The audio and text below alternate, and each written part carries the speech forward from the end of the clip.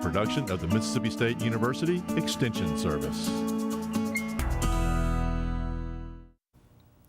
Today on Farm Week, the controversial herbicide that contains both 2,4-D and glyphosate has been approved for use by the Environmental Protection Agency. More than 1,500 took part in this year's Bugfest at the Crosby Arboretum in Picayune. In southern gardening, getting behind on your landscape work, garden gnomes work at night when you don't see them. In the food factor, coffee drinks, see how to keep them from putting empty calories in your diet. In the markets, bigger grain crops spell cheaper feed prices, as tight chicken supplies may continue into next year. In the feature segment, the annual Mississippi Gourd Festival. Gourds are no longer a necessity for everyday living, but they have fans across the nation and in Mississippi. And it's an opportunity to really express yourself. And you can do anything to a gourd you can do to a piece of wood.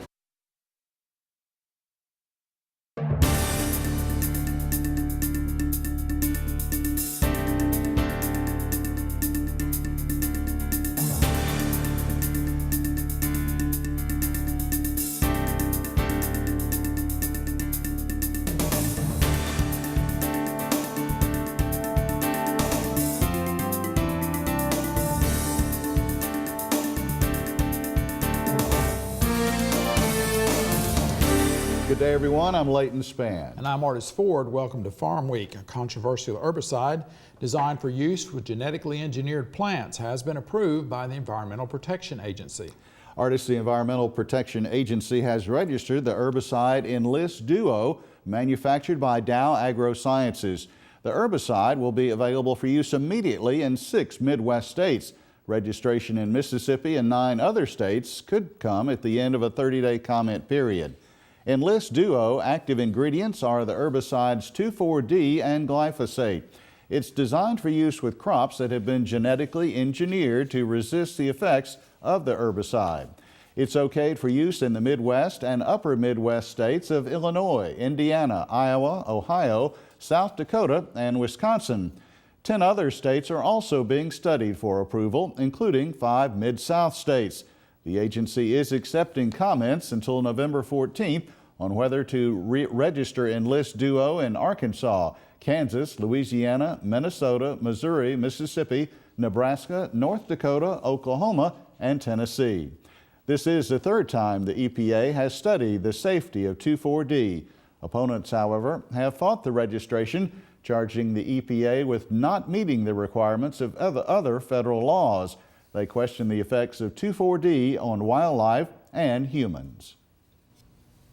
Finding an insect around the house may be a cause for alarm, but finding insects is a family affair each September in Picayune.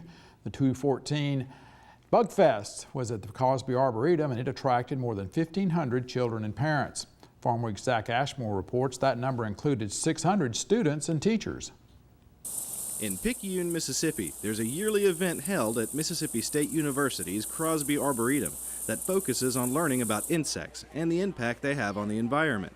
They call this 2-day event Bugfest. MSU entomology specialists, including Dr. John Guyton, were on hand to teach attendees about the wonders of the bug world. Oh, they're learning how to collect insects first and foremost, but they're also learning how insects walk on water.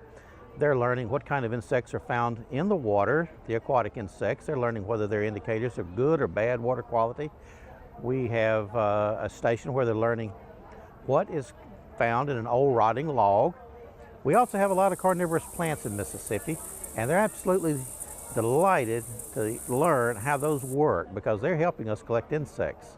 Also on site was Dr. Jeff Harris to teach about bees and how honey gets from the hive to the jar.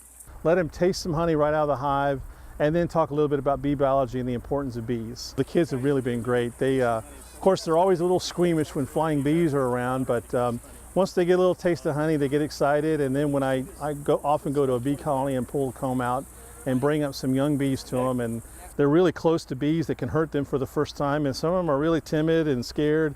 And others are like, wow, this is great. Bugfest has been a successful event over the past few years, hosting over 2,000 visitors annually.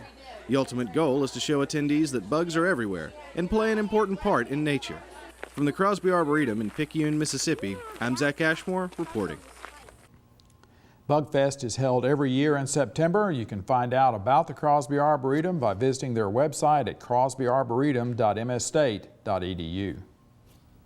Coffee can be a low-calorie beverage. The expanding number of coffee drinks, however, means more questions to answer when you order, but these options usually mean more calories as well.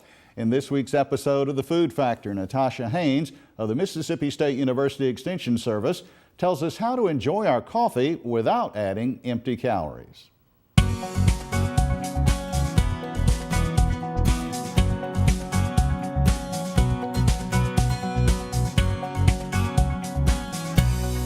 I don't know about you, but I've got to have my coffee in the morning to get going. Whether it's making it at home or indulging at your local coffee shop, coffee drinks can pack on more calories than you might imagine.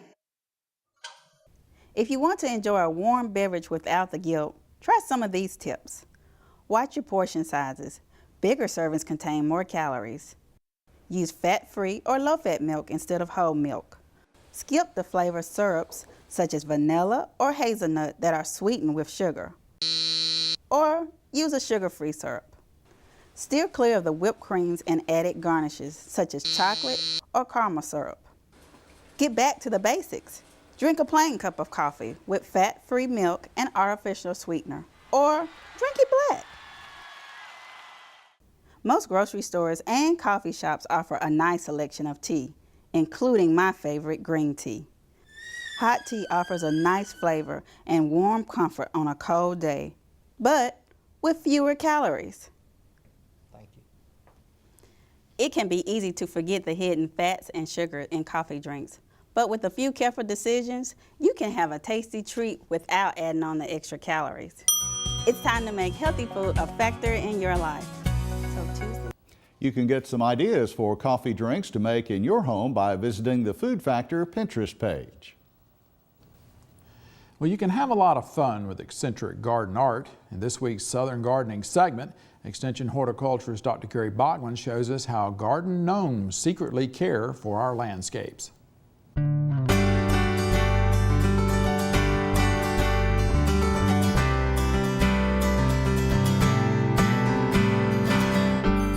Today I'm visiting my friend Kathy, who has created a fun landscape with the help of so-called mythical creatures. Garden gnomes are those creatures of woodland legend and represent a most elemental spirit of the earth. Gnome is a derivation of the Greek word for earth dweller. In Eastern Europe, they are called dude, which sounds a lot like a greeting in California. Cowabunga, dude!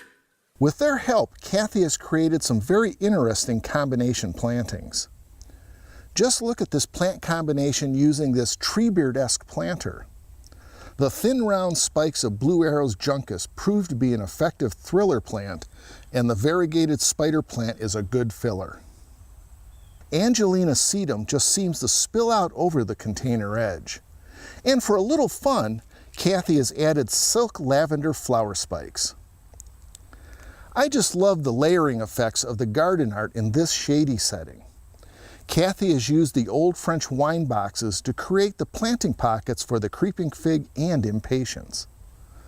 The sweet pineapple-scented chartreuse foliage of the golden delicious pineapple sage shines in this planting. And again, Kathy has added silk flowers for color and texture. Here, an antique bottle tray creates individual planting spaces for late-season marimums, creeping jenny, variegated ivy, and of course, the lavender spikes. Garden gnomes are said to bring good luck to the garden and gardener who invite them in. It's a little gnome fact that they are the actual caretakers of any garden in which they live. I'm horticulturist Gary Bachman for Southern Gardening. I don't know about you, Leighton, but that last gnome looked a little familiar and scary at the same time. In our feature segment today, the 2014 Mississippi Gourd Festival at Raleigh. These Mississippians have come up with all sorts of ways to enjoy what was once an indispensable item to have around.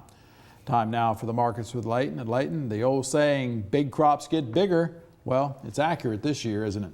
It is. The word record still very much in the description for both the U.S. corn and soybean crops. Other stories in the headlines this week: a glut of ethanol from corn may be developing. Tight chicken supplies help boost prices as the rebuilding process for the nation's cattle herd may be slow. Another month has gone by, but the forecast for the incoming corn and soybean crops isn't changing. Extension Ag economist Brian Williams says these U.S. crops continue to get bigger. He joined me on Thursday morning. Brian, were these reports a market mover or basically confirming what traders already thought? Well, it was basically a confirmation of what most people had already thought. The numbers came in a little bit lower than some of the pre-report estimates, but they were still real close to the ballpark. Now, the corn numbers themselves, first of all, obviously a lot bigger than they were a month ago. Yes, the crop keeps growing for both corn and soybeans. Corn yields were bumped up to 174.2 bushels per acre. That gives us a 14.475 billion bushel crop this year. But not really any surprise in those numbers. I mean, that's basically kind of where we knew things were going. No surprises. Really, the only thing that I saw as a potential mover was acres, but there wasn't too big of an adjustment in the acres either. Now, this record corn crop will obviously mean cheaper feed prices for livestock producers. It will, and I think that's kind of showing up in this report. They increased the feed use by another 50 million bushels there too, and it's also, I think, reflected in some of the cattle markets and helping to keep those markets strong. Now, what about the soybean portion of the report? Well, soybeans, again, no big surprise. Yield, they bumped up to 47.1 bushels per acre. Mississippi's expecting 51 bushels per acre, so another record crop there, and then a total crop of little over 3.9 billion bushels. Now, going back to corn a minute, stories are out that ethanol production is really declining, and so are prices, but inventories are rising. How is that going to play into the corn picture here long term? Yeah, there's some concern about the demand on the corn side of things. The margins are real good for ethanol right now, but we're seeing gas prices come down. The big question is where to go with that ethanol. There's a cap of a 10% blend, and so with increased fuel efficiency in our vehicles and our cap on the blend, it really puts a limit on where we can go with the ethanol. So we'll just have to monitor that as the weeks go by. Yeah. As the size of the nation's corn crop continues to grow, so does the pressure on prices. Trader John Roach advises producers to hang on to their corn for now until prices may improve. The problem is there may not be enough grain bins available. We're going to fill all the storage, and we're going to go into lots of different temporary storage kind of facilities, and so I think it will be a concern. But to the degree that you can, we think you should try to hang on to the crop and look for better prices as we get out of the harvest season. Not helping the bearish pressure on those corn prices right now is a slowdown in ethanol demand, as we discussed a moment ago, a product made from corn. With less ethanol being used, inventories are now on the rise. According to the government, there's even concern that an ethanol glut could be developing. In the meantime, prices have dropped more than 60 cents per gallon and are said to be at their lowest level in 4 years. Our trivia quiz pertains to the cattle industry this week. Here's the quiz question. What state historically has the highest concentration of feeder cattle? Is the answer A, California, B, Nebraska, C, New York, or D, Texas? I'll tell you at the end of the markets. We're going to pause for a short break on Farm Week. Coming up, we'll look at the calendar and the rest of the markets. Leighton Spanier reports chicken supplies are expected to remain tight while the nation's cattle herd is slowly rebuilding. In the feature segment today, visit the Mississippi Gourd Festival. You'll see Gourd creativity knows no bounds.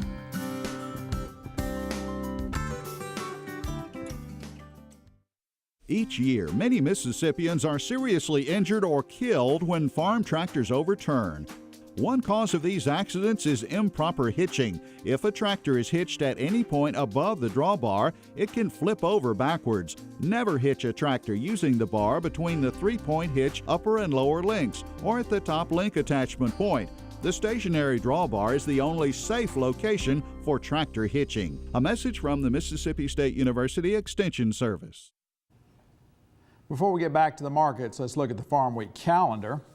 Whether you're an experienced beekeeper or you just want to get started, the Mississippi Beekeepers Association will hold its annual convention Friday and Saturday, November 31st and November 1st. It will take place at the Neshoba Coliseum on Highway 15 North at Philadelphia. An online registration form is available. The price is $25 for early registration. At the door is $35. Handling diseases and many other topics are on the agenda. The last of the annual Ag Lenders Workshops will take place in early November. The location is the date is Thursday, November 6th. That's the Lincoln Civic Center on Beltline Drive at Brookhaven.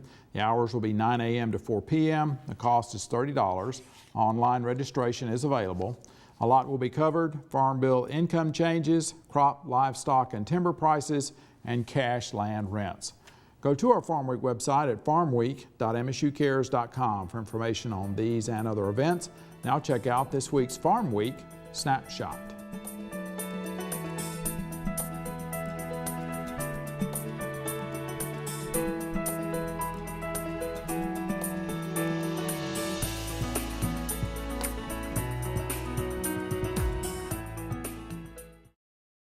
U.S. chicken supplies remain tight, according to the government's recent chicken and egg and cold storage reports. And J.P. Morgan analyst Ken Goldman says flock rebuilding is moving at a slow pace as well. The net result of all these factors, it appears to be that chicken prices will continue to be strong. Goldman says his firm doesn't believe the pullet flock will begin to grow to any significant degree until the end of this year, or perhaps even early 2015. Rebuilding is also going slow in the cattle sector these days. One thing that is not slow, though, is consumer demand for beef. Analyst Dan Huber says he continues to be astounded about this factor as he surveys the beef sector.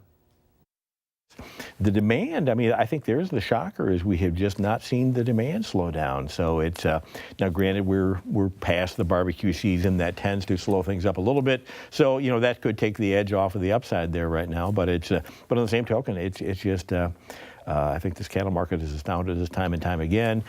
Yes, I'd like to think we're probably in that final phase. This is kind of the blow off top, but boy, like I say, it's trapped many a bear this year already to try to believe that. Investment group Rabobank says Russia's current import ban on beef won't have much impact on the strong demand or record prices. The group's third quarter report states that global beef supplies remain tight and that prices may even be pushed higher. Brazil is expected to gain the most from the Russian ban, but again, the impact on the United States is expected to be minimal. Before our new feature story, let's check out the trivia answer for this week. The correct choice is D. The Texas Panhandle historically has the nation's highest feeder cattle concentration. Well, in our feature segment today, Farm Week's Amy Taylor takes us to a group of people for whom gourds are for more than building birdhouses. That's right, artists. You know, we've all heard of painters, sculptors, and carpenters. But what about gourders? The gourd is gaining popularity for creating art pieces to suit anyone's taste. It's known as one of the first plants to be cultivated by humans who used it for containers and tools as early as 10,000 BC. Many experts also believe it's the only plant to have spanned the entire globe in prehistoric times. In present day, the Mississippi Gourd Society is tapping into the plant's interesting history, unique shape, and versatility it offers for both art and functionality. When you think of what gourds are used for, the first thing that comes to mind is probably birdhouses. But over the past several years, gourders, as they're called, have come up with countless new ways to make them into works of art. With the right technique, some gourds don't even look like gourds. Paul Grubbs, chairman of the 5th Annual Mississippi Gourd Festival, says they come in almost any shape and size you can imagine. There are many different varieties of gourds. We only have a fraction of those that are available for our display here, but they're fun to grow. People love to just watch them. I go out every day and look at them and see how they've changed. Gourds have been around for thousands of years. Man has used them as tools and as vessels for thousands of years. The different shapes and different varieties determine what the use of the gourd is. Additionally, Grubb says gourd art makes great gifts for anyone for every occasion. There's something for everyone in a crafted gourd. There's Christmas-themed painted gourds. There are stained gourds that they make Christmas ornaments for the tree. One of the new artistic styles is etching designs into the gourd. Wood burning is also extremely popular, and there's even a leathering technique using leather dye. Additionally, gourds can be designed using any theme you can think of, and they even make great musical instruments. One of the unexpected uses is to make them into lamps, hanging light fixtures, and even jack-o'-lanterns. Grubb says planting and harvesting gourds is similar to growing watermelons or pumpkins. The difference is, when harvested properly, gourds can last for years to come. Mississippi Gourd Society outgoing president Susan Byra explains the process. You plant in spring and they mature, the vine will die in the fall, and you can leave the gourds on the vine all winter, or you can pick them up and store them where air circulation can get to them. You don't want them inside the house, because part of the way the gourd cures is to actually evaporate all the water inside of it, and it creates mold on the outside of the gourd. Gourds must be set on a dry surface to cure until the shell is dry and hard. Never cut or drill into a gourd that hasn't cured. Susan Byra and Paul Grubbs talk about the techniques they like to use. I try to shape some of them sometimes with different products, like use some lumber to make a square gourd instead of a round gourd. And it's an opportunity to really express yourself. And you can do anything to a gourd you can do to a piece of wood. Furthermore, probably one of the biggest mysteries of gourd design is how to actually tie one in a knot. Glenn Burkhalter with Gourds by Glenn and Carolyn answers the question about this phenomenal craft. I bet I've been asked that 10,000 times in the last 15 years. So I've kind of got that down pat, I think. The knot itself, you have to do it when it's real tiny gourd. The gourd is there, and when it's blossomed about 3 days after the bloom with a little gourd on it, and when it's hot and humid, and the hotter the better, and the more humid the better. So around 2 o'clock in the afternoon, take a small gourd, and let's let the gourd itself hang over a leaf or a vine or a wire and bend itself for 24 hours. You know, it'll do that naturally, and it's not going to break itself. You go back the next day and you do the loop. You get the little gourd down through the loop. Go back the third day and slide that little gourd down till the neck is sticking out of the loop. The first time you try it, you're probably going to break 10 out of 10. But if you keep trying it, you'll get the hang of it. Additionally, Burkhalter explains how he also makes gourds look twisted. I use stockings from pantyhose to wrap these gourds and make them twist. And they see me, and you know, I collect them. One year I used 125 pairs of pantyhose. To celebrate the evolution of crafting gourds, the Mississippi Gourd Society has been hosting the Gourd Festival since 2010. Susan Byra tells the story of how Mississippi started its own society. I had a friend of mine who was teaching me how to do pine needle rims on gourds and gourd work. And we went to the gourd artist gathering in Cherokee, North Carolina. I decided that, you know, there were too many good gourd artists in Mississippi, that we needed our own society. So there was a friend of ours who had a gourd festival at a private one at her place. And so in 2007, I set up a tent and a table, and I started taking names. And we formed the Gourd Society in September of 2007. In addition to hosting the festival, Mississippi Gourd Society keeps an updated website, Facebook page, and sends a newsletter to its members in January and July. Furthermore, the festival offers classes to those who want to learn the craft. Byra explains how the techniques for classes are chosen. You just have to come up with a technique that you think people would be interested in. And when we send out the call for teachers, we evaluate, you know, whether we think it's old hat or something new. And we're always, you know, we like the tried and true stuff, but we also like to have a new technique or two each time. With so much interest growing for this craft, it seems there's no end to what you can do with a gourd. Whether you like trendy items, intricate woodworking, chic modern art pieces, or beautiful wood stains, there's something for everyone in gourd art. From Raleigh, Mississippi, I'm Amy Taylor reporting. You can watch this story again on our Farm Week website, Facebook page, or YouTube. The festival is held the third weekend of September. You can get in touch with the Mississippi Gourd Society at their website, MississippiGourdsociety.org. They're also on Facebook. We'll have that information on our website, farmweek.msucares.com. Amy, those are beautiful examples of art. Oh, it sure was, and the camera just does not do it justice at all. They are beautiful up close. Well, I went to the Mississippi Gourd Society's website, and they have a calendar there, and there are events everywhere in the country that have to do with gourds. This is not just a southern phenomenon. It is the Indiana Gourd Society was having a get-together, I noticed on there. So, gonna have to make it down to Raleigh next year. Definitely. Good story, Amy. We are at the end of Farm Week for this week. On our next show, we've got a secret, but we can't tell you about it.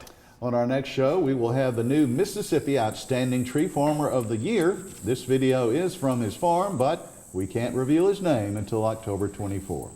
In the Food Factor, Natasha will have some ways to handle the sugar overload of trick-or-treating.